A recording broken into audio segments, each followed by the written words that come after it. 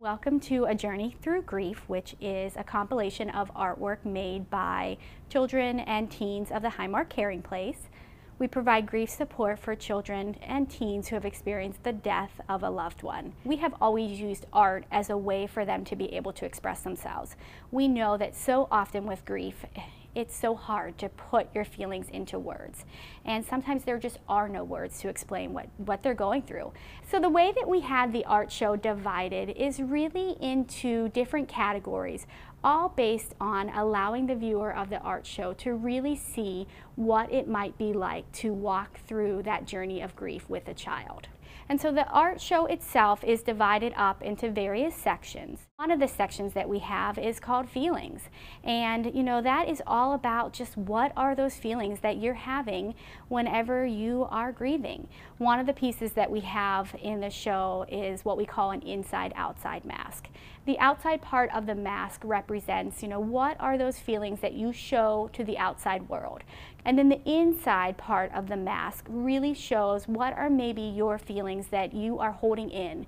Maybe those ones that you're just a little bit too scared or not quite ready to share with the outside world. The next section that we have in the show is entitled Memories. And we know just how important it is to be able to preserve and hold on to the memories of a loved one that you have lost. Children, when they experience the death of a loved one, they often worry that I'm going to forget this person, or the world is going to forget that this person existed.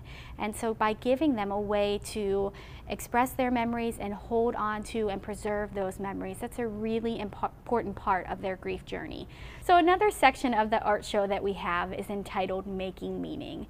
And the artwork in this section is all about trying to begin to make sense, to make meaning of what has happened. We have several pieces of art that depict, from a child's point of view, what they think that heaven might look like.